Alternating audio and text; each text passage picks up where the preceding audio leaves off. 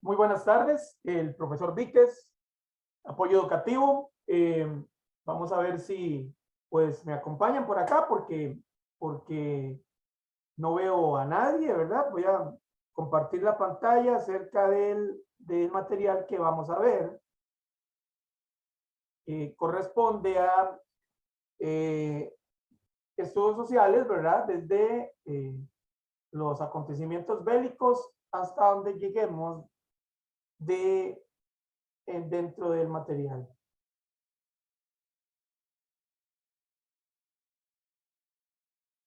Recuerden que es una clase totalmente gratuita. No veo a nadie que se esté incorporando, pero ya son las 3 y son de 40 minutos. Entonces procedo.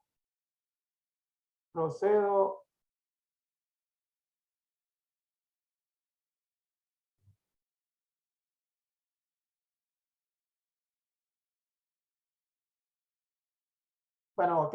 Buenas tardes entonces. Esperemos que se vayan uniendo los alumnos por acá. Estudios sociales, como tal, para los que no me conocen, yo soy profesor de mate y de biología, pero soy historiador y aparte soy abogado. Entonces, soy apasionado de lo que es eh, toda la historia. Algunas cosas, pues, algo tristonas, ¿verdad?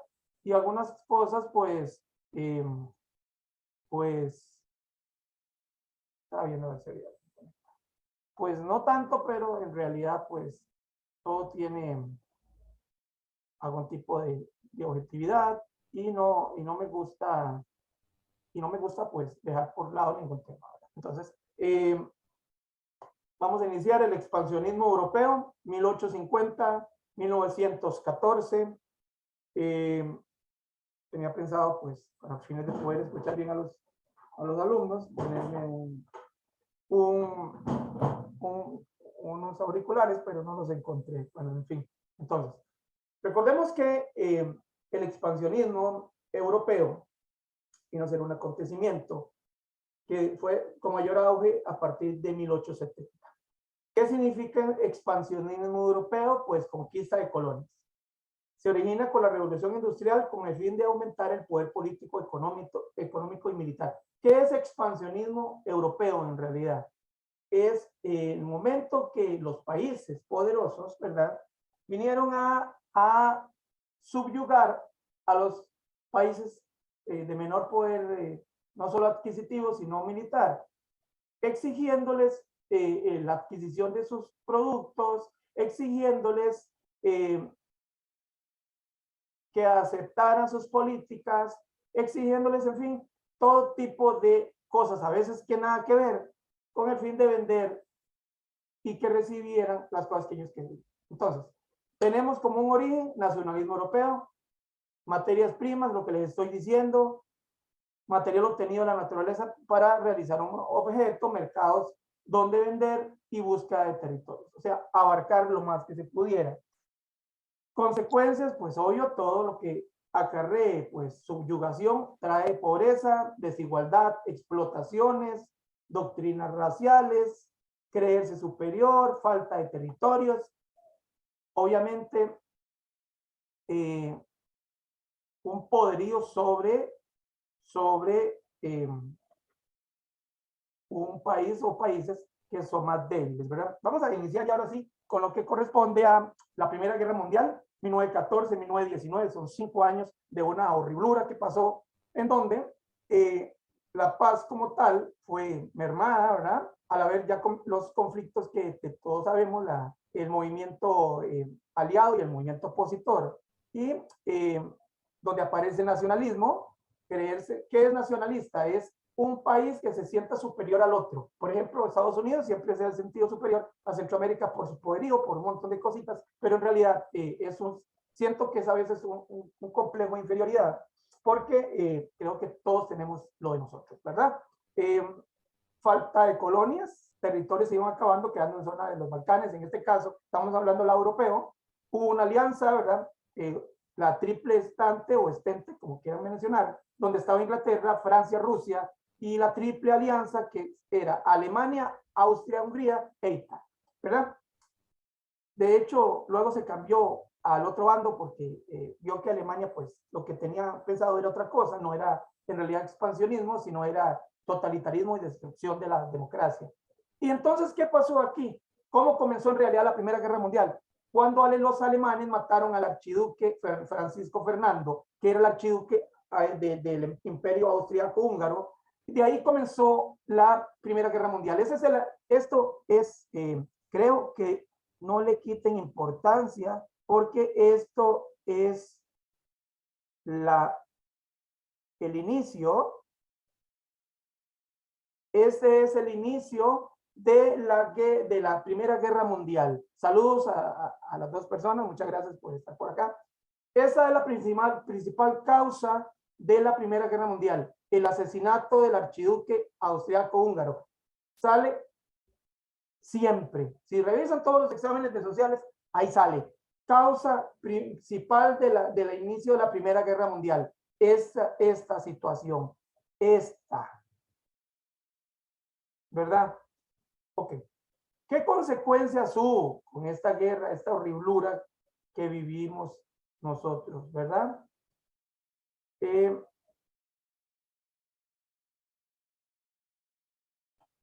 Ok, permítanme porque estoy moviendo ¿Qué consecuencias hubo? Los rusos, perdón, es que la moví. ¿Qué consecuencias hubo? 10 millones de muertos. Fue conocida como la Gran Guerra, ¿verdad? ¿Por qué? Porque recuerden que en 1914, el 19, la población mundial tampoco era como la actual y era, obviamente, siempre había mucha gente, pero aportando que había, pues, colonias o países que aportaban tal vez 2.000 hombres o hombres y mujeres, perdón, digo hombres porque siempre se ha terminado. 2 millones, por ejemplo, Alemania en ese tiempo, lo que el ejército alemán creo que eran como 6 millones, 5 millones, o sea, casi mandó a todos a la guerra. Pérdidas humanas, recuerden, vamos a eliminar ese un toque para, como estoy aprendiendo a hacer esos signos, se le llamó la Gran Guerra y fue una pérdida enorme de infraestructura por ahí, ¿verdad? Tenemos que ir, pues, detallando qué es lo que nos interesa y qué no, ¿verdad? Perdón, ahí estoy, que andaba buscando, van a perdonar, fue muy traviesillo y me gusta que se vea todo bonito, ¿verdad? Eso. Luego, ya Estados Unidos aparece entonces como una potencia. Esas son recuerde que esas son las consecuencias, ¿verdad? Esas son las consecuencias. Voy a seguir con las flechas. Esas son las consecuencias de la Primera Guerra Mundial. Importantísimo en el examen, chicos. Cuando terminó la guerra, ¿verdad?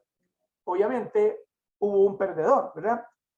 Siempre en las dos guerras ha sido el mismo, Alemania, ¿verdad?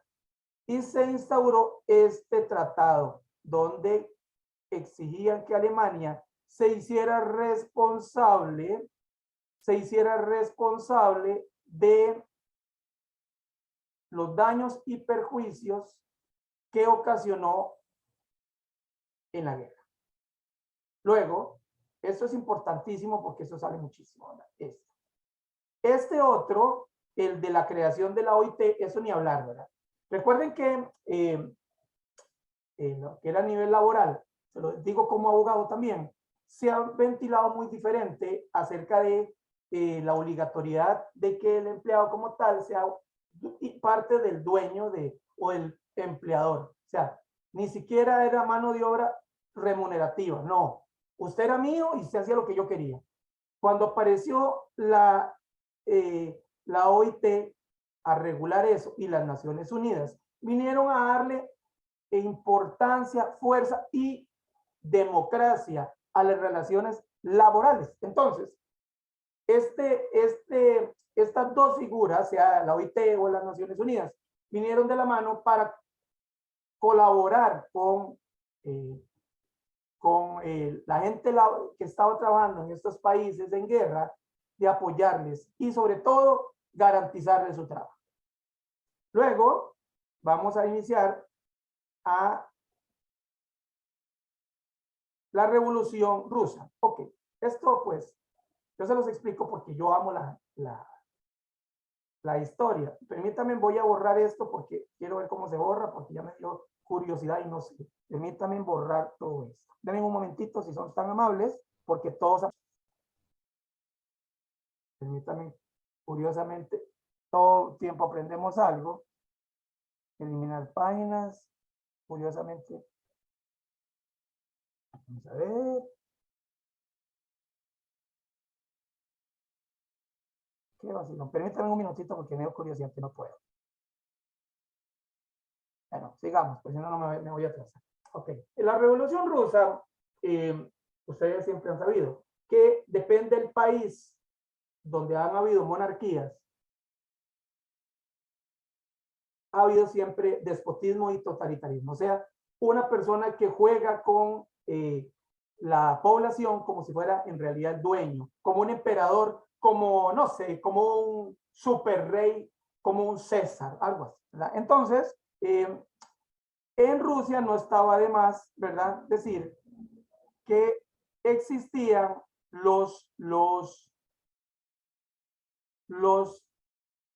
ay, ahora sí pude, qué bien, ¿ah? Existían los zares. ¿Qué era un zar, jóvenes?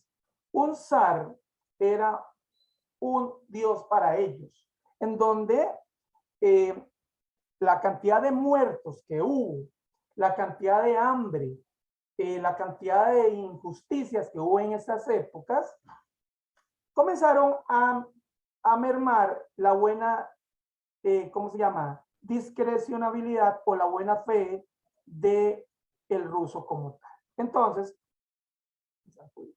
Entonces, esa dinastía como tal se llamaba Romanov, ¿verdad?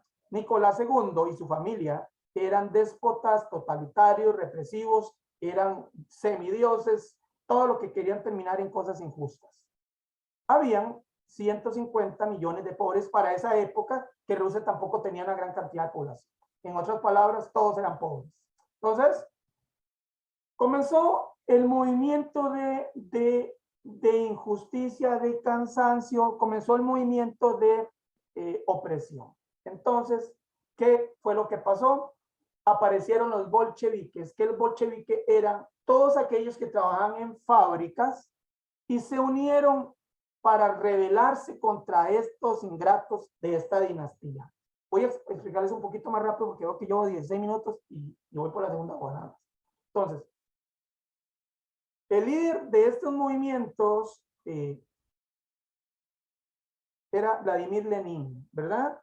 Luego, pues le dio pues, el emblema por hacerse un líder, por hacerse, pues, alguien famoso porque sus ideas y trajo el socialismo como tal.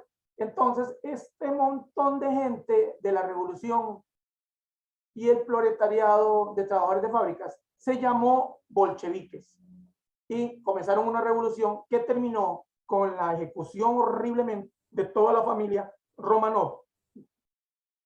Rusia, recordemos que la Primera Guerra Mundial está del 1914 a 1919, pero Rusia está en 1917 la revolución. Por ese lapso Rusia salió, porque estaba en revolución. Entonces salió de la guerra, donde estaba, pues, en realidad era aliada, estaba batallando contra Alemania.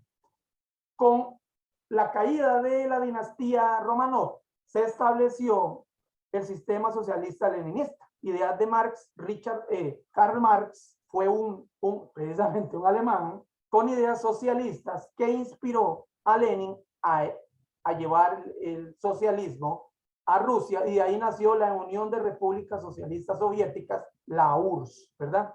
Voy a marcar con el lapicito porque me gusta más, se ve más bonito, ¿verdad? Okay. Esto es importantísimo. Importantísimo. Ahora bien, entonces, como les decía, todo se aprende, ¿vieron? Como les decía, la situación que vivió Rusia en ese momento fue, pues, bastante caótica porque estaban participando en la Primera Guerra Mundial y pues tuvieron que salir para pues colaborar con con la, con la revolución y poder transformar todo lo que estaban viviendo en algo que en realidad se iba siendo similar, pero al menos no estaban coercionados por los romanos, sino ya por un sistema socialista en donde todo es del Estado y el Estado se encarga de distribuirlo entre las personas. Eso es el socialismo. Okay. ¿Qué causas podemos inferir trasladado dentro de lo que nos dio la Revolución Rusa y nos dio la Primera Guerra Mundial? Vamos llegando en esferas importantes del examen. Si ustedes ven, esto es un cuestionario, no es un resumen. Por eso me gusta explicarlo así. Entonces, no sé si me pueden indicar si me están oyendo bien. Les agradecería un montón porque nadie ha comentado. Entonces, me gustaría que me indicaran si me están oyendo bien. Sí, Ok, profe, se escucha bien. perfecto. Sí, se escucha bien. Gracias. Ok, entonces seguimos. Esto sale un montón. La depresión y la crisis del 29 y del 30, ¿verdad? Entonces, recuerden que qué causas sucedió en eso. Había mucho material, pero no había quien lo comprara. Había mucha especulación, o sea, yo compro un montón barato y vendo caro, pero no había plata. Entonces, al no haber plata, nadie compraba, entonces nadie contrataba. Entonces, de ahí hablamos crisis, porque había mucho material y no había plata para quien comprarlo. Y los que lo compraban muy barato y lo vendían muy caro. Entonces, la gente que compraba caro, compraba poquito. Entonces, de ahí nació esta, que es lo más importante de eso, que es la caída de la Bolsa de Valores de Nueva York. Eso se llama depresión de los 30, por eso se llama así. Fue depresión porque, ¿qué significa caída de Bolsa de Valores? Que la Bolsa de Valores es un ente en la Gran Manzana en Nueva York, que es el que se encarga de las acciones y las platas fuertes de todo el mundo, sobre todo de los países de primer mundo, y no había plata. No había plata, entonces, no había quien compre, gente en la calle, comenzaron los vandalismos, comenzaron las mafias, las bandas de la Cosa Nostra, toda esa cosa, esto no está aquí, se los comento porque soy historiador, y comenzó a meterse el narcotráfico a esos países y a hacer una oligarquía o un monopolio de licor, de la prostitución, de los homicidios, como más o menos estamos viviendo ahora, pero en ese tiempo hasta era más violento, ¿verdad? Porque eran Cosa Nostra, era una familias italianas metidas en Estados Unidos. Ok. Consecuencias de la crisis económica y de los 30. Como ya les dije, desempleo, ya hay hambre, violencia, desigualdad, agresiones, falta de oportunidades, créditos altísimos, nadie le daba nada, no había que comer, era algo como si fuera la A media, ¿verdad? En el 2, como ya les dije, cae el mercado, las empresas ya no vendían, empezaron a cerrar, no sé, sin hacer alusión aquí, por ejemplo en la abuela que hay cuadras que todo dice se alquila, ¿verdad? Y surge el totalitarismo. Vamos a desglosar esto. ¿Qué es el totalitarismo, jóvenes? Llámese, les iba a hacer un comentario. Si se me cierra el video, tendría que abrir otro porque es que esto es sumamente importante. Bueno, no importa, a donde lleguemos. Totalitarismo es un régimen totalitario, es un régimen donde la totalidad del poder lo tiene una sola persona. Pues se llama totalitario. En este caso, Italia y Alemania, esto es importantísimo. Le van a decir a ustedes en el examen de dónde nació el nazismo, obviamente sí sabemos, y dónde nació el fascismo, también sabemos que el nazismo es el movimiento de los nazis, ¿verdad? Y el fascismo, el movimiento de los italianos, con Benito Mussolini, ¿verdad? Eso es importante porque siempre va a salir. En el examen va a decir, tal vez, ¿verdad? Hola, hola. Hola. Eso es lo más importante en las consecuencias de la depresión. Ahora sí, llegamos a la Segunda Guerra Mundial, un acontecimiento espantoso, horrible, que más bien aquí podríamos hablar horas de horas. pero por razones de tiempo, pues no. Hace muchos años yo escribí un artículo del Holocausto judío porque considero que eso es lo más horrible que ha hecho la humanidad. Ok. Seguimos con Italia y Alemania, porque siempre ha sido lo mismo. Son gobiernos totalitarios y volvieron a agarrar fuerza para ellos, se volvieron a unir para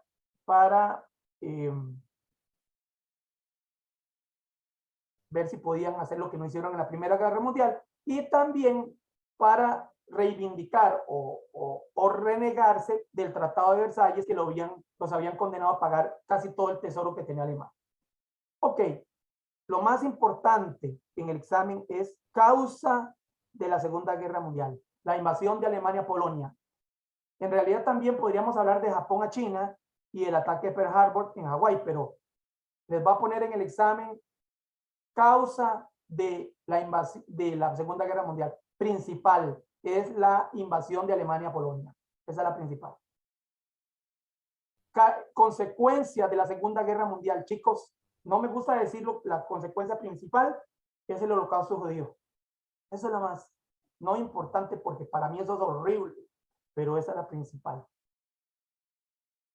Una enorme pérdida de seres humanos y de infraestructura. Recuerde que en la Primera Guerra Mundial fueron 10 millones, aquí fueron 60 millones. La aparición de la ONU y la Declaratoria de los Derechos Humanos, ¿verdad? Eso es importante, pero si quieren ustedes dos características, 60 millones de muertos y el Holocausto judío. Un pequeño interlude, llámese Holocausto judío, a una purificación racial que quería hacer, bueno, voy a decir una conchada con todo respeto a las damas que están aquí, pero que quería ser un enano psicoseado y atormentado porque era renco, medía 1,62. Lo único que tenía ario, porque él quería una cultura aria, que son hombres y mujeres superiores al 1,85, de cuerpos exuberantes, tipo amazonas, tipo guerreros atlantes, no sé, y él era un enano y su bisabuela había sido judía. Entonces, yo siempre de la filosofía que se predica con el ejemplo, y el señor Adolfo Hitler, pues no lo era. Entonces, ideó una purificación racial donde la ejecución no fue solo judíos, fueron homosexuales, fueron negros, fueron latinos, fueron personas con problemas, cieguitos, con personas con falta una pierna, cualquier persona que no estuviera dentro del escalafón ario, que dicho sea de paso jamás ha existido, era ejecutado en las cámaras de gas. Entonces, no solo fueron judíos, como dice la historia, se murieron muchos judíos, dice que se calcula 7 millones de judíos, pero nunca se habla de la ejecución de todos los demás, de un genocidio, una hecatombe humanitaria en donde fueron judíos, negros, chinos, latinos, homosexuales, lesbianas, niños impedidos, todos aquellos que no fueran machotes de ojos celestes de más de 1,85, y él no lo era. Fatal. Ok, es que me inspiro porque como yo escribí algo así, me gusta mucho comentar, ¿verdad? Ahí van a discutir. Ok. Cuando pasaron los hechos de la Segunda Guerra Mundial, los acuerdos de paz. El de Teherán, que fue el fin de la guerra, pierde el eje en realidad otra vez Alemania, Italia. ¿Por qué? ¿Me podrían apagar el micrófono, porfa? Se oye muy durillo. Gracias. Hola, hola. Entonces, CL, tú, ¿podrías apagar el micrófono, porfa? Ok. Recuerden ustedes que no era solo Italia y Alemania. Había un segundo país que estaba metido y era Japón.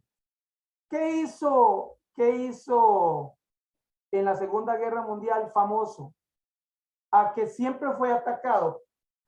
¿Por qué creen ustedes, por ejemplo, que Japón invadió China y luego invadió Pearl Harbor?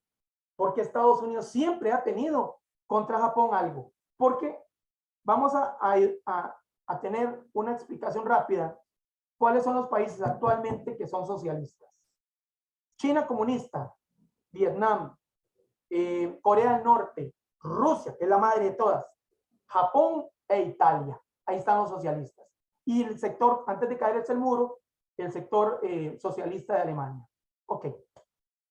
Yalta, eliminan el régimen nazi. Ahí, pues, ustedes saben que hasta hubo un campo de concentración en Rusia, nadie habla de eso, donde murieron cerca de 300 alemanes, los que pudieron apenas llegar por medio de, ¿cómo se llama?, de Siberia, los agarraron antes que se los comieran los osos y los lobos y los mataron ahorcados en el campo de concentración ruso. Que nadie dice de eso nada, ¿verdad? Esos son, para que hay los principales acuerdos de paz, ¿verdad? Estamos haciéndolo rápido, veo que algunos chicos se han unido, pero ya vamos bastante adelantados, pero no importa, les agradezco mucho que se unan. Ok, esto es importantísimo, sale un montón. Recuerden que Estados Unidos y Rusia siempre se han llevado tirria, ¿verdad? Siempre han tenido problemas, porque uno juega de democrático y otro juega de socialista, pero Estados Unidos jamás ha sido democrático, es capitalista, movimiento económico en donde el poder económico o divisas está en un solo sector, capitalismo, socialismo, doctrina filosófica que dice que todo tiene que estar en poder del Estado, que el Estado lo va a distribuir, o sea, fatal, tampoco está bien, ¿verdad? Entonces, ¿qué viene a hacer la Guerra Fría 1945-1989? Viene a hacer una competencia entre Rusia socialista y Estados Unidos capitalista. En ese lapso fue que se hizo el famoso muro porque un sector alemán no estaba a favor del socialismo. Entonces se hizo un muro democrático, un muro socialista. El famoso muro de Berlín. Eso es importantísimo. Todo lo que ustedes vean que yo les voy marcando es porque eso sale en examen, por algo se lo digo, ¿verdad? Consecuencias, se hace una división del mundo bipolar. No es que bipolar es que son dos lados, no, no, no. Recuerde que alguien bipolar es que tiene dos formas de pensar, que tiene arranques de lucidez, que es violento y que no es violento. En fin, se le dice bipolar porque un sector no quería caracteres bélicos y el otro quería destruir al mundo, ¿verdad? Por eso se le dice bipolar, ¿verdad? Hubo conflictos militares, Vietnam, Corea, Afganistán, todavía una tensión enorme por la amenaza nuclear. Recuerden que esto es un resumen de lo que va a salir, estoy seguro que va a salir. Entonces hablamos ahora sí, capitalismo genera riqueza, constantes desigualdades entre clases sociales, mayor libertad y individualista, en realidad no. Y libertad para los millonarios, para los pobretes no. Premia la creatividad y competencia, eso tampoco es cierto, pero sí viene en la teoría, así que no puedo hacer nada. Ok. Socialismo, no hay propiedad privada, todo es del pueblo, todo es del gobierno, yo le doy a ustedes, menos diferencias sociales, programas sociales, educación, salud, eso es mentira. Estado planifica la economía, correcto, el Estado es dueño de todo y les da a los demás para que puedan vivir. En otras palabras, vamos a poner un ejemplo, Cuba le dice a la familia de, vamos a ver quién estaba, Jacqueline, que Jacqueline tiene su marido y dos chiquitos, ok, vamos a darles una bolsa de arroz de 1 kilo y va a ser arroz y ese kilo le va a alcanzar para el mes. Vamos a darle una mano de bananos, de 10 bananos, son 5 personas, digamos, son 2 bananos por mes, así que vayan viendo a ver cómo se comen eso para que les economice. Es un ejemplo, ay, disculpa Jacqueline, pero te tomé porque te vi en el chat, ¿verdad? Eso es un régimen socialista, como que tiene Cuba en la actualidad, como tiene Rusia, como tiene Japón, como tiene Vietnam, como tiene Corea del Norte, como tiene Italia y como tiene algunos países del Medio Oriente, ¿verdad? Ok. Esos tratados en realidad tienen nombres muy raros, que es la zona libre de armas, no proliferación nuclear, START 1 y 2, en fin, ¿verdad? Nos dio chance de terminar con la Guerra Fría. Entonces les decía, ahorita les hago un resumen, ¿cuánto me queda? 10 minutos. Ok. Como les decía, la Guerra Fría es una carrera de obstáculos entre Estados Unidos y Rusia, en donde querían, como Big Brother, que ninguno fuera nominado, ¿verdad? Y que él es bueno, yo soy malo, o él es malo y yo soy bueno. Tira y encoge para ver dónde los países se iban a ubicar. Entonces, recuerden, vamos ahora sí recapitulando. Recuerden que esto es rápido. Me hubiese encantado hacerlo lento porque queda más información, pero la clase era de 40 minutos. Expansionismo europeo, vamos en orden para los chicos que no estaban. Se llama expansionismo a la conquista de colonias, a la amplitud del poder de un país determinado, grande, poderoso, rico, armado, a los chiquititos para subyugarlos, para obligarlos a comprar producto, para obligarlos a aceptar especies de terratenientes, para obligarlos a cumplir reglamentos que van contra sus propias costumbres. Había pobreza, desigualdad, explotación, muchas cosas, ¿verdad? Se destruye la paz social. Primera Guerra Mundial, el asesinato del archiduque de Hungría es lo más importante, es la causa de la Primera Guerra Mundial, porque curiosamente Hungría y Austria estaban a favor de Alemania y de Italia. Y Alemania les mató aún así. Por un conflicto de intereses les mató al archiduque, que el archiduque va siendo como el rey de este reinado austríaco-húngaro. De ahí comenzó la Primera Guerra Mundial. Murieron 10 millones de personas. Las fechas, 1914, 1919. Consecuencias, 10 millones de personas, pérdida de infraestructura. Estados Unidos comienza como potencia. Tratado de Versalles, forma de castigar a Alemania por todo lo que hizo y tuvo que pagar del Tesoro Nacional de Alemania, quedaron casi sin plata. Creación de la OIT y de las Naciones Unidas. Rusia, dinastía Romanov, un reinado horroroso de terror, casi toda Rusia padecía hambre, fueron explotados a la parte burguesa, que era, digamos, clase media baja, y los proletariados, que eran los empleados de fábricas, se unieron y se llamaban bolcheviques.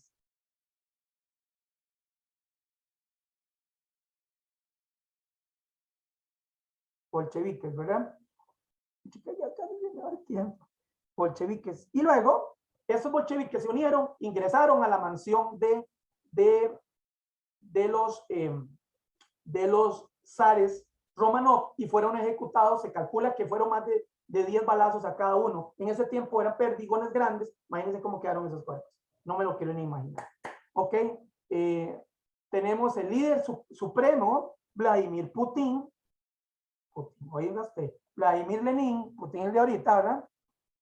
Que fue mediante las ideas filosóficas de Marx, que fue un filósofo político alemán, creador del libro marxista, ¿verdad?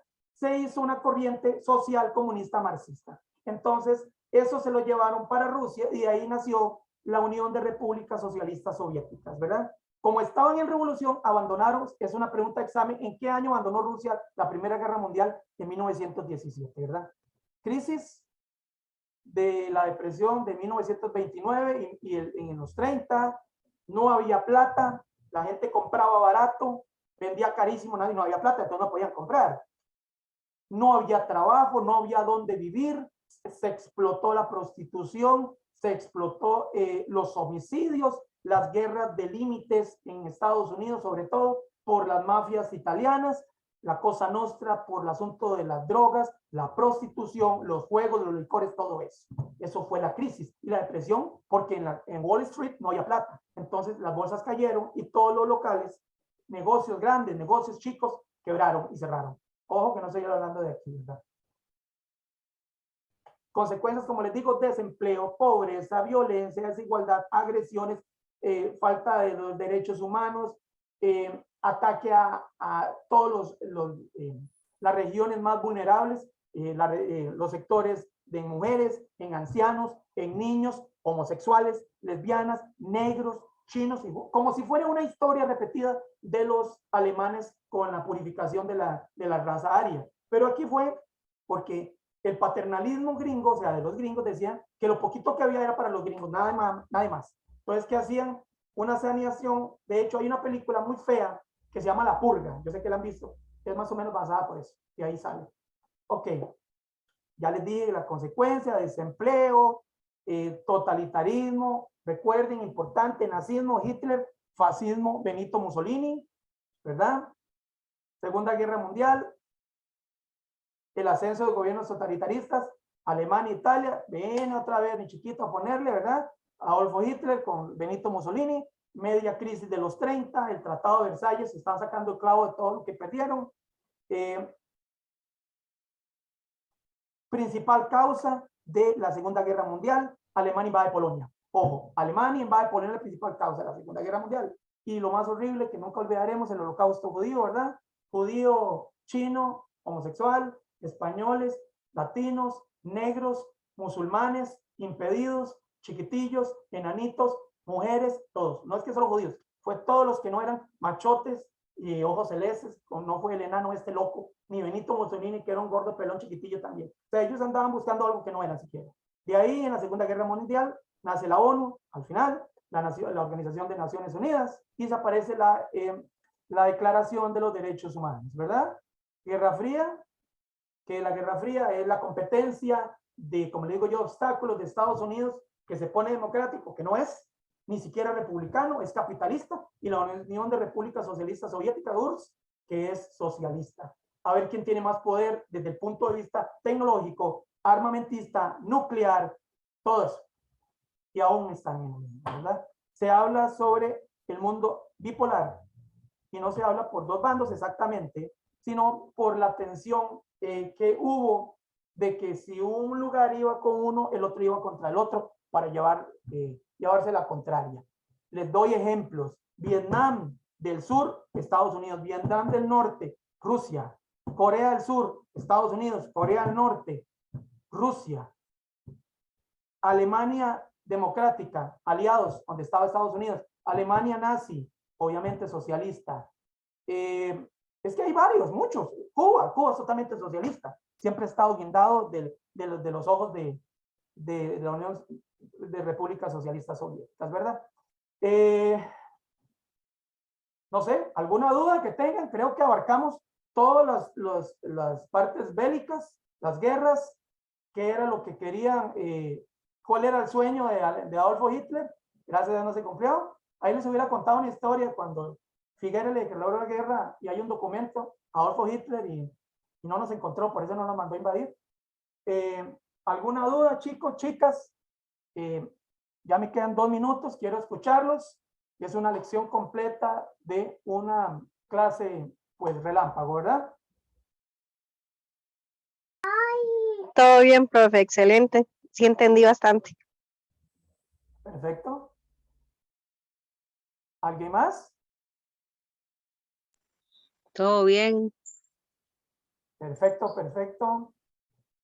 Bueno, fuimos 4. Pensé que íbamos a hacer por lo menos 20, porque el tema me han preguntado, pero como ustedes saben, chicas, no sé, ¿cómo les explico? Yo amo la historia. Alguien me dijo, profe, pero es que no me gusta entrar en sus clases de sociales porque usted es abogado y profesor de mate. Digo, pero soy historiador, me encanta esto. Entonces prefieren entrar a las clases caras de Jonas o de, bueno, otros señores ahí, que una clase como la que les acabo de dar a ustedes, les cobran como 3,000 pesos el rato. Y yo se los hago con muchísimo cariño.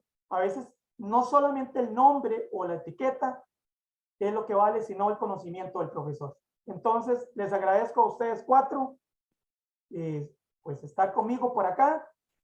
Si todo nos va bien, paso mañana, voy a hacer o si quieren, bueno, hago mañana la segunda parte de sociales, la explicación de esta parte antes que se me pase, porque no terminamos mi resumen. Está todo lo que tiene que ver con, en un momento, con todo el contexto de política latinoamericana, los tipos de corrientes presidencialista, democrática de cada país, la demografía, las preguntas de Costa Rica, la globalización. De hecho, falta mucha cosa y obviamente la historia nuestra, ¿verdad? Eso no llegué porque no me da chance, pero ahí me comentan en el grupo y los que no están, pues ahí me preguntan. Un abrazo enorme y espero que haya sido de su agrado, ya que faltan algunas cositas. Pasen lindo día, feliz tarde.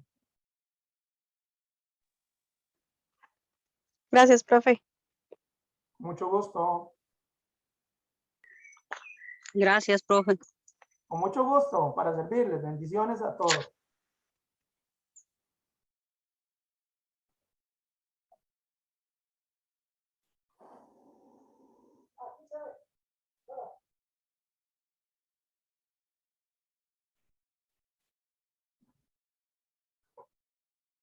Bueno, muy buenas tardes. Soy el profesor Eric Víquez de Apoyo Educativo. Vamos a darle un par de minutos a los chicos y vamos a compartir la materia, el acceso por el momento, donde quedamos ayer sobre globalización, ¿verdad? Vamos a esperar. Todavía faltan 2 minutos. Así que, pues, espero que estén muy bien, jóvenes, las 2 muchachas que acaban de ingresar. Les agradezco tanates, ¿verdad? Entonces, vamos a esperar unos 2 minutos. Creo que falta un minutito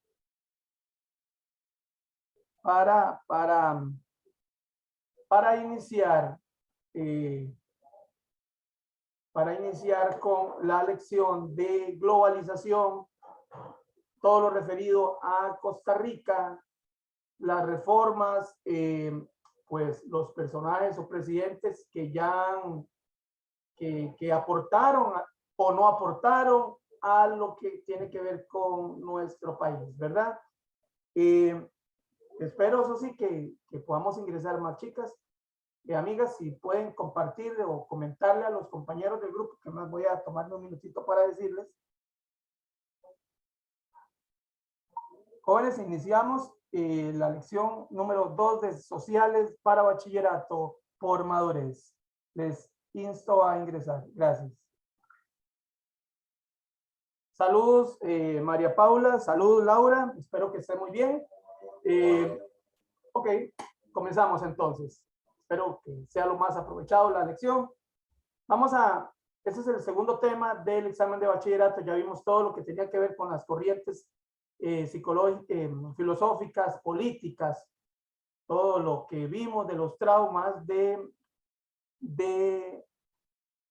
que ocasionan las guerras, ¿verdad? Entonces, chicos, chicas, vamos a iniciar un tema pues no tan feo como lo de las guerras y todo, pero que tiene algunos enfoques pues que hay que analizar bien.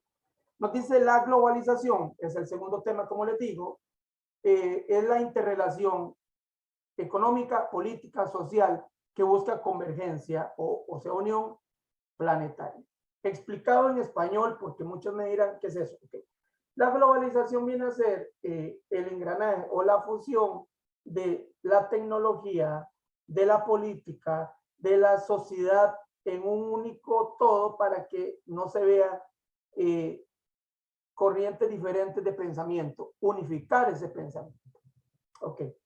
La primera globalización, que eso son preguntas de exámenes, es en 1492, de conformidad con la teoría de la globalización antigua, ¿verdad? En una parte de Europa. No se ahonden más en eso, porque es más que todo referido a la colonización por parte de Europa en los diferentes lugares donde llegaron a robarse, perdón, descubrir lo que ya estaba descubierto y a robarse lo que había aquí. Entonces, ¿qué vinieron a globalizar? A traer todas sus cosas para obligatoriamente, como si fuera invasión tecnológica, interponerle a nuestros aborígenes creencias religiosas, uso de ciertos artefactos que, en resumidas cuentas, el aborigen los tenía más avanzados. Entonces,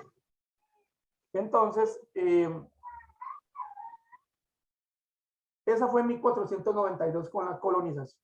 En 1870 es lo que les hablaba del expansionismo, que recuerden que en la primera lección de ayer hablamos de que el expansionismo era la amplitud de la visión europea para ponerle el pie a todos los subyugados o países pequeños, exigiéndoles a usar sus productos, vender sus productos, creer lo que creen y dar lo mejor para ellos como si fuera un feudo, ¿verdad?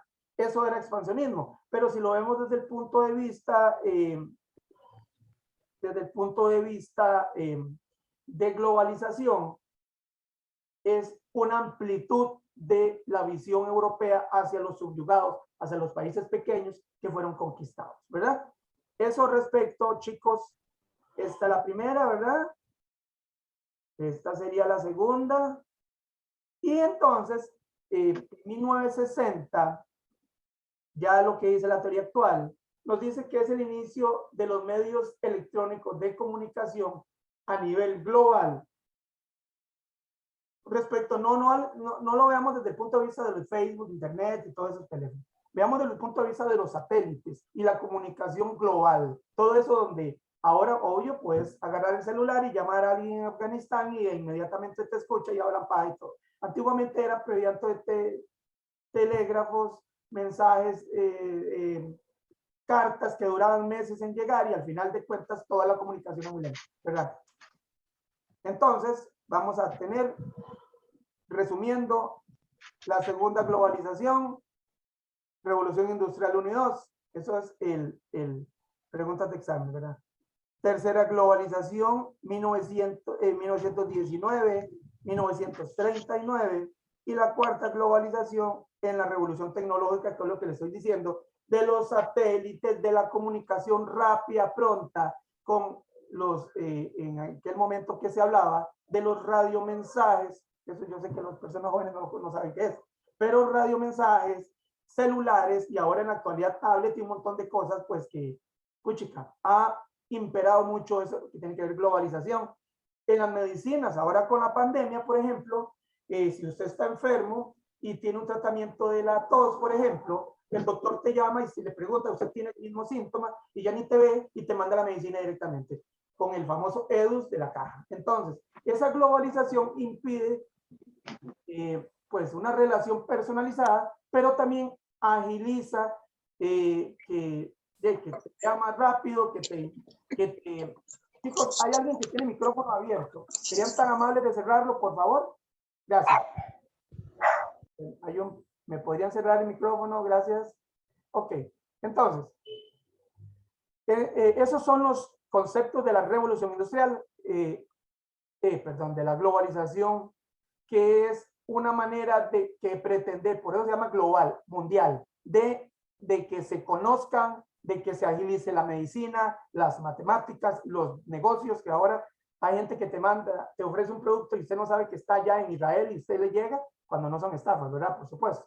Entonces, eso es lo que tiene que ver con la globalización, ¿verdad? Entonces, consecuencias, ¿verdad? Consecuencias, permítame un segundo.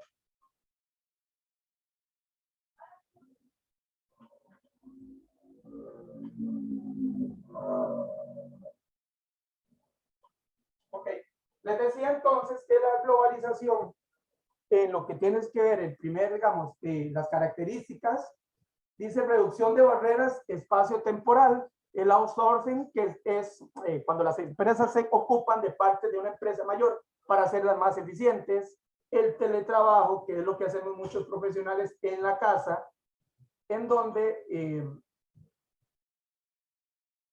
con medio de nuestro celular, nuestra computadora, podemos, en este caso particular, ofrecerle un servicio educativo a mis alumnos netamente por computadora, ¿verdad?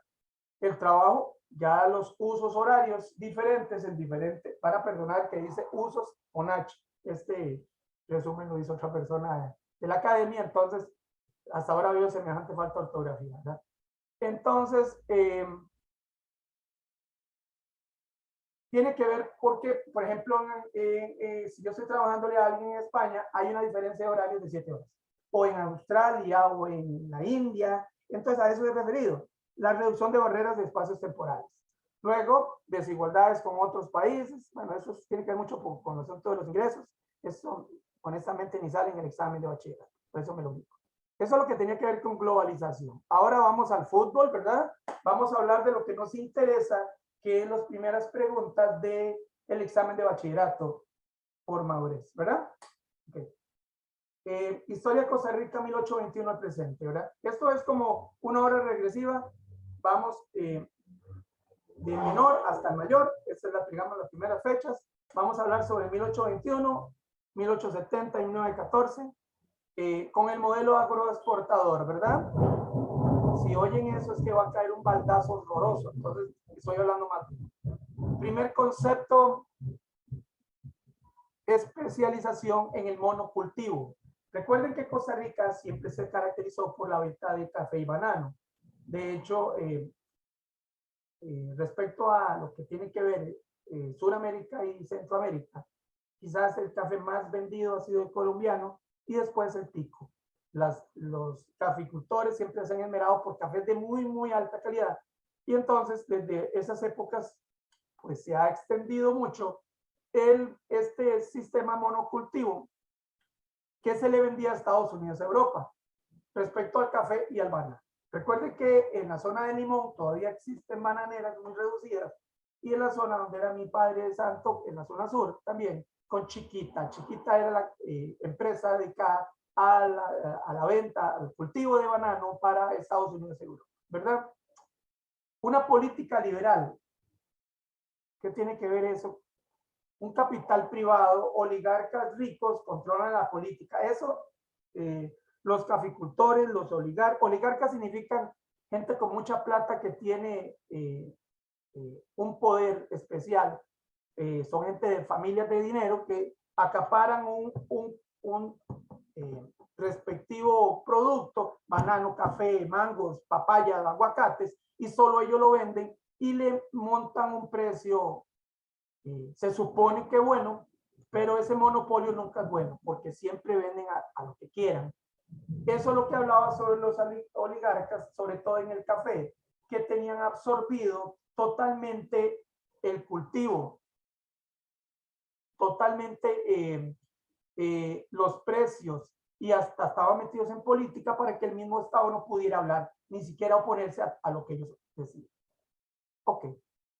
Esas son preguntas de examen, lo que yo les estoy marcando, para que le hagan una marquita y lo tomen en apunte. Problemáticas y factores externos. Hablamos en la primera clase que la Primera y Segunda Guerra Mundial, la Gran Guerra y después la apocalipsis del montón de 60 millones de personas que murieron en la Segunda, vino a transformar en la famosa crisis de 1929, en donde los países no compraban porque no tenían plata. Todas las empresas, las que compraban súper barato para vender súper caro. Y si usted no tiene plata, no compra. Entonces no había empleo, no había comida, no había dónde vivir, no había derechos laborales, no había derechos comunales, no había derechos de nadie. Por eso se llamaba crisis del 1929, cuando hubo la horrible caída de la bolsa de valores de Wall Street y donde no había plata en ningún país. Entonces no compraban, no habían exportaciones ni importaciones, no se generaba empleo y tampoco había una forma de salir adelante por el exceso de pobreza. Esos factores externos, ¿verdad? En el factor interno, jóvenes, nos dice que la desigualdad, obvio, siempre habrá una clase económicamente dominante, el famoso oligarca que les acabo de decir hace un ratito, y los pobretones como nosotros, ¿verdad? Que tienen que matarse trabajando y que son siempre objetos de absorción capitalista de parte de los que tienen dinero. Entonces, hubo condiciones laborales muy duras. Al no haber condiciones laborales, un código laboral, por supuesto que la vida de un trabajador era durísima. Los latifundismos y manejo del capital es lo que hablaba. En bancos privados, ¿qué es latifundio? Latifundio es una cosa amplia de alguien. Y eso lo manejaban los bancos de cierto sector de personas de mucha plata, ¿verdad? Vamos a hablar del primero, que tiene que ver respecto permítanme un segundito, al primer presidente que está ubicado dentro de esas fechas, que es Alfredo González Flores, 1914-1917. En su gobierno se desarrolla la reforma tributaria. Rico pague como rico y pobre pague como pobre. Eso nunca se dio. Todo lo han dicho, todo lo han... gracias, presidente, por haber inventado eso. Eso nunca pasó. De hecho, qué lindo sería que fuera eso. Eso se llama, en palabras normales, una utopía. Lo que nos encantaría que fuera, pero nunca fue.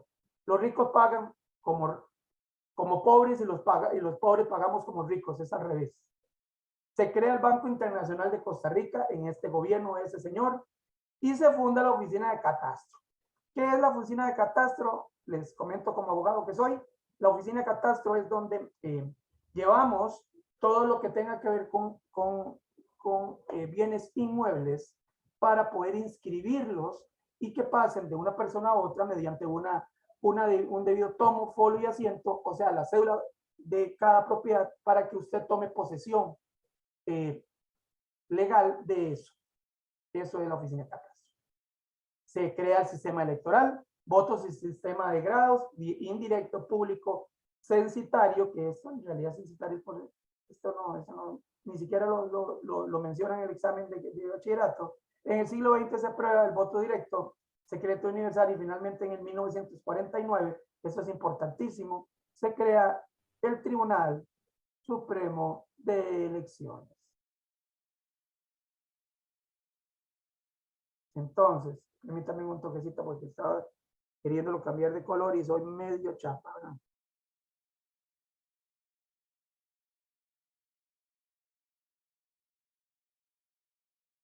Ok, perfecto. Eso es importantísimo, eso sale un montón en el examen de bachillerato. Año en que se creó el Tribunal Supremo de Elecciones y suceso importante del siglo XX, que se aprobó para las votaciones, el voto directo, que sea secreto y universal. Por eso hay un cubículo donde usted se mete, antiguamente poner el dedito, ahora no, ahora es con un pilot y lo borran, ¿verdad? Siguen las luchas sociales. Estos son los conceptos dentro de el mandato de Alfredo González Flores, ¿verdad? Las huelgas y movimientos sociales para el gobierno los escuchen, ¿verdad? La jornada de 8 horas, que eso fue un logro enorme porque trabajamos 8 horas. La huelga bananera de 1934 por el Partido Comunista, ¿verdad? Y la huelga de los brazos caídos esto es importantísimo. ¿Por qué? Es importante, me van a decir, porque gracias a esta huelga de los brazos caídos, porque no fue violenta, ¿verdad? Esto fue para poder votar, porque antiguamente era un poco diferente y fraudulento todo para las zonas políticas, para que su voto fuera verdaderamente real y no fuera un fraude. Ok, eso con respecto a las luchas sociales. Trabajadores, se crean sindicatos. ¿Qué es un sindicato? Me van a decir, desde el punto de vista legal, es la creación de un determinado sector de trabajadores que van a luchar por los derechos de los demás. En la ley, en derecho nos dice que ese sindicato tiene que llegar a un acuerdo con el patrono con respecto a derechos, salarios y además caracteres del empleado como tal, y no le sean modificados arbitrariamente sus derechos como empleado y tampoco sus deberes, ¿verdad? Respecto a accidentes laborales, es importante acotarlo, jornadas de trabajo irregulares y altos precios en el alquiler de artículos. Sobre todo, chicos, en la jornada me refiero con esto. Y todavía se da que haya personas que trabajan 8 horas, y les pagan, perdón, trabajan 12 horas y les pagan 8 con los famosos puestos de confianza y están estipulados desgraciadamente en el Código de Trabajo, con los famosos códigos de artículos de empleados de confianza, ¿verdad? Ok. Surgen gremios, sindicatos y partidos como el Reformista 1923, que fue liderado por Jorge Bolio, y el Comunista 1931 por Manuel Mora. Eso es importantísimo también. A veces no sale, pero siempre es bueno pues tenerlo por ahí. Perdón las rayas, pero... Ok, venimos con el tema quizás de mayor relevancia, que es la reforma social de 1940. La reforma social de 1940, estimados amigos y amigas, viene a ser un acontecimiento de Rafael Ángel Calderón Guardia, o Fournier, ¿verdad? Donde fue presidente de 1940 a 1944, donde se forma la triple victoria con la Iglesia Católica, Víctor Sanabria, y el Partido Comunista, Manuel Mora. Y existieron factores para esta reforma como tal, ¿verdad? Factores externos, la Segunda Guerra Mundial, la que hablamos, todo lo que sucedió con la recesión, con la crisis, la caída de la bolsa de valores, una contracción económica, obviamente, no había plata, no había medios, había mucha hambre, mucha desigualdad y mucha tragedia mundial. Lo mismo que estamos hablando con lo del contrabando, en lo que tiene que ver con las exportaciones e importaciones. Esto es trascendental, se devaluó el colón, creció el desempleo y aumentó la deuda externa. ¿Qué es la deuda externa? Cuando el país no genera el dinero que usted necesite, tiene que pedir prestado para poder hacer una calle, no tengo plata, y le digo al vecino nicaragüense, usted no me podría prestar 20 millones de dólares para hacer esa calle. Eso entra, si no tengo el Tesoro Nacional, o sea, el dinero que, por ejemplo, don Carlos utilizó para pagar una cosa que no debía necesario, eso se llama tesoro, que tiene todos los países, sobre todo Costa Rica tenía uno muy bueno, y ahora no tiene plata, está totalmente quebrado, ¿verdad? Legados importantísimos de la reforma. Dentro de esos podemos, legados más importantes, tenemos la UCR, tenemos la caja, tenemos lo que les dije ahorita, la regulación para proteger a los empleados, el código de trabajo, ¿verdad? Y las garantías sociales, ¿verdad? Entonces, esto es importantísimo porque esto sale en el examen como 50,000 veces, ¿verdad? Lo voy a correr para acá. Okay. Eso lo que tiene que ver con la reforma, ¿verdad? Con la reforma de 1940, recordemos, instituida por Rafael Ángel Calderón. Más adelante vamos a ver que no fue derogada, pero fue modificada y él tuvo que huir, fue perseguido, y nuestro expresidente Rafael Ángel II Fournier nació se criaron en México y nació en Nicaragua y fue presidente costarricense. Pues hay una tripartita de nacionalidades bastante rara, ¿verdad? Ok. En la guerra del 48, chicos, en la guerra del 48, se gobernaba Teodoro Picado, ¿verdad? Teodoro Picado, después de Rafael Ángel Calderón, ¿verdad? Porque Calderón terminó el 44, este señor comenzó el 44, al 48, se presenta la huelga de los brazos caídos, que fue lo que les dije hace rato, el derecho al sufragio, ¿verdad? Entonces, ¿qué vino a ayudar esto? ¿Qué vino pues, a indicar, ¿verdad? Vino a indicar que la posibilidad de que la gente pudiese votar sin ese miedo a ser agredido, sin ese miedo a ser perseguido, chicos, ¿verdad? Entonces, esta guerra, que desgraciadamente pues no tenemos mucho que acotarle, ¿verdad? Esta guerra vino a sembrar las raíces permítanme, pues, ya ven que lo que quiero hacer es poner el marcador y ahora sí ya puedo. Entonces, hubo vicios administrativos. ¿Qué es un vicio administrativo, chicos? Un vicio de la administración pública. El clientelismo es una corriente ya extinta, ojalá, donde ciertos grupos que son clientes de la administración con intereses evidentes interceden en las votaciones. Entonces yo soy cliente del gobierno de Costa Rica y le vendo llantas y le digo, bueno, me serviría que ganara tal, porque si gana tal yo te vendo más barato. Eso es un vicio administrativo. Vicios electorales, pues horriblemente, ya sabemos todos, el famoso fraude electoral, llámese 840,000 costarricenses que votaron, pero como el pequeño detalle que se habían muerto ya, ¿verdad? Gobierno el pasado. Entonces, fraude electoral debió ser totalmente procesado, levantada la inmunidad, porque eso, lejos de que sea algo de intrascendente, eso es algo muy, muy grave. Ok. Estas las reformas, la oposición de reformas, ya hablamos acerca de los oligarcas que se ponen. Estos señores dicen que no puede ser posible, que quieran desmenuzar su monopolio, etc. La Guerra Fría, que es lo que hablamos ayer, recuerden, para hacer una recapitulación, La Guerra Fría es la competencia tecnológica militar de Rusia por el lado socialista y de Estados Unidos por el lado democrático, dicen ellos, y es capitalista, ¿verdad? Luego de las elecciones de que estábamos hablando, en 1948 gana Otilio Latre por el bloque de la victoria, que fue la coalición del Partido Republicano liderado por Calderón y Vanguardia Popular, Partido Comunista. Este se opone y piden una cancelación frente a la Asamblea por lo que estamos hablando de los vicios y se elimina la votación, rompe la condición de huelga, los brazos caídos y el pacto con la que la finaliza, que finalizó todo, ¿verdad?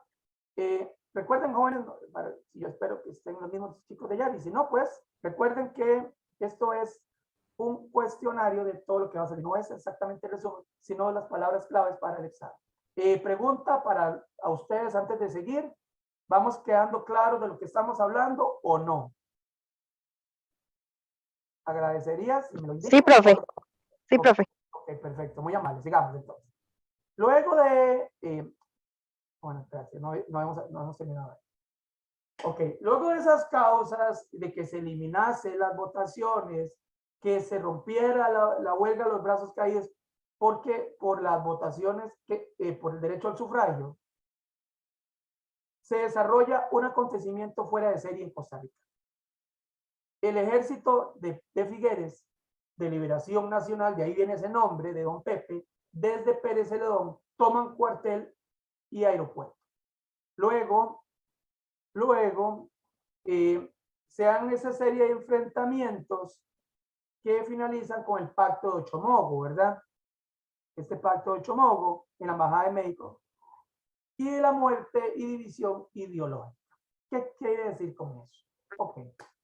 Que desde Pérez Celedón avanza un ejército enorme. Recuerden, chicos, para los que no saben, que el país más lindo y feliz del mundo sin ejército, eso se llama una falacia, porque Costa Rica nunca fue ni pacífico, ni, me quedan 10 minutos, ¿vale? Que ya casi termino. Ni pacífico, ni ama la paz, ni nada de eso. Costa Rica fue, con su ejército, de los ejércitos más problemáticos que hubo en el siglo pasado. Se metían en todo y sumamente agresivos. Ahí vamos a ver el por qué entonces don Pepe, en esta nueva constitución política de 1949, la constituyente del 49, ¿verdad? Está viéndolo borrar y no me deja. Permítanme un toquecito porque soy muy curioso cuando no me deja borrar algo. Ay, papá, si pude. Ok. ¿Qué ocasionó la constitución, la constituyente del 49? Abolición el 1 de diciembre de 1949 del ejército. ¿Qué quería hacer eso? Uy, checar. Pues don Pepe era tan inteligente que si dejaba el ejército y él actuaba mal, lo volvían a hacerle un golpe de estado y le quitaban el poder. En realidad, la abolición del ejército, lejos de verlo desde el punto de vista del romántico, del favor de Costa Rica para tener una democracia, qué lindo, ¿cierto? Pero Pepe lo hizo a propósito para que no lo derrocara en caso que le hiciera las cosas mal. Lo mejor de esa constituyente, el sufragio femenino libre, porque recuerden a mis alumnas que están acá, la mujer no tenía derecho a votar, solo los hombres. ¿Qué más machismo asqueroso que dejar de menosprecio a mujeres como, vamos a salirme un toque del tema, como a Marie Curie, como a, no me acuerdo que se llama Josephine algo, que esa Marie Curie, la madre de la radioactividad, y Josephine algo, la madre del Wi-Fi y las redes intercomunicadas, que por eso es que tenemos Wi-Fi y todo eso. Pero eran mujeres, entonces nadie las toma importancia. Y eso, que Marie Curie era premio Nobel en química, ¿verdad? Saliéndome de eso, volviendo al tema, esto es para mí lo más importante, el sufragio de las mujeres, ¿verdad? Se sacar acaso nacemos en un laboratorio, ¿verdad? Lo más bello que hay es una mujer, se merece todo el respeto y toda su capacidad en pro del mejoramiento de la tecnología, de la condición de vida de nuestro país. Surgen las instituciones autónomas, ICE, IMAS, FODESAP, se crea el Tribunal Supremo de Elecciones para regular el voto, sea del voto de sufragio de los brazos caídos, ¿verdad? Directo y privado, y el voto de la mujer. se nacionaliza la banca, en donde los bancos ya son ticos, no son de, todos los bancos son del gobierno, de entidades privadas. No se elimina la reforma de 1940, se hacen unos cambiecitos, pero son muy similares. De hecho, todavía tenemos el Código de Trabajo, la Caja, la Universidad de Costa Rica, ¿verdad? Se crea el servicio civil para poder a las personas de servidores públicos poder optar por condiciones laborales y que tengan una facilidad de poner sus datos y poder ser contratados, ¿verdad? Nos quedan 6 minutos. Es que es mucha materia como para hacerlo tan rápido. Estado gestor o benefactor 1949-1980 surge para solucionar problemas de Estado liberal. Costa Rica se ve afectada por las crisis y busca industrializarse, o sea, tener su propia industria para no comprar, sino mandar. Y si no compra, pues tenerlo, ¿verdad? El Estado empresario surge Codesa, Fertica y Alunasa, ¿verdad? Con capital costarricense. E ingresan con capitales extranjeros Firestone y Colgate Coca-Cola, entre otros, ¿verdad? La banca en desarrollo industrial, Figueres 1949, con el apoyo de instituciones autónomas, da crédito a todas las producciones y de ahí se piden préstamos al Banco Mundial y al Fondo Mundial Internacional, ¿verdad? Estado benefactor crea, como les digo, FODESAP, IMAS, INBU, INATEC, UNED y UNA. ¿Por qué? Hasta ahorita, recuerden que la reforma de 1940 fue que apareció la Universidad de Costa Rica, siendo ella la más vieja, ¿verdad? Consecuencias del Estado benefactor, alta migración, campo de ciudad, desequilibrio de urbanizaciones, se crea Limas, como les digo, FODESAP, INBU, el TEC, etcétera, inversiones a los sectores pobres, eso es muy positivo, aunque no es muy real, pero es muy positivo. Hacen crecer el aparato estatal y aumentan los gastos. Y en 1970, con la crisis petrolera de la OPEP, provoca una nueva crisis en el país y a pesar de los cambios, sigue siendo dependiente, desgraciada. Y por último, jóvenes, vamos a ver si hay algún otro tema por aquí, no, ese es el último. El Estado liberal, ¿ok? Nos quedan 4 minutos. Contexto externo, causas, exigencia de la globalización, ya hablamos, la amplitud de mercados tecnológicos, sociales, de conocimiento tecnológico, solicitudes por parte de estas organizaciones, la crisis de 1980 ante el endeudamiento impagable del Estado y el rechazo de las condiciones y de la crisis del petróleo por la OPEP, que era lo que estábamos hablando, que se basó por la guerra de Arabia e Israel, ¿verdad? Y aunque no lo crean mis queridos amigos, amigas, esto es lo más importante, lástima que algunos también no vieron el video anterior, del examen de bachillerato, recapitulando la globalización y la amplitud tecnológica por medio de la cual se procura nuevos mercados, nuevos intereses, nueva forma de otorgar conocimiento, educación, salud, ventas, comercio, en fin, en procura de llegar a más lados sin tener que moverse, porque los envíos en el pasado de libros, de tecnologías, duraban mucho tiempo. Ahora es un clic. La reforma vino a hacer un movimiento de don Rafael Ángel Calderón, que vino a crear la caja, que vino a crear el código de trabajo, la UCR, vino a ser desgraciadamente muy amigable con los oligarcas, de ahí cuando fue con la constituyente del 49, pues mejorada. No es que eliminada, sino mejorada.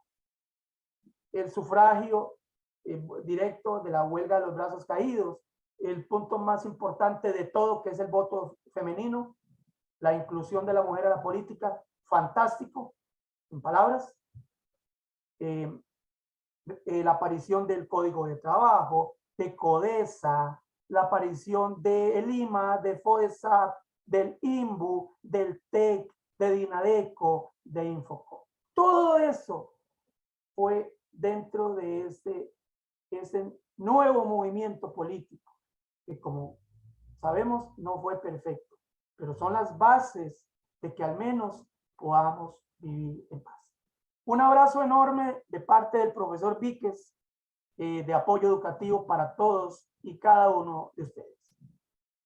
Espero que haya sido provechosa la lección María, ahí me sale Galaxy Tab, no sé quién tengo el gusto, William, Jacqueline, Laura, y no sé si me quedan un par de chicos por ahí. Muchísimas gracias por su atención. ¿Algún comentario que quieran hacer? Muchísimas gracias, profe. Con gusto, con gusto. Y ya saben, agradecer. Muchas gracias, profe. Con mucho gusto, don William. Agradecería algún comentario en el grupo. Si no están en el grupo, pues, me pueden escribir para incluirlos. O en las redes sociales, ¿qué tal le parecen las lecciones del profesor? Bendiciones, en Padre del Nombre Eterno. Y ya viene el agua, ¿verdad? Hasta luego.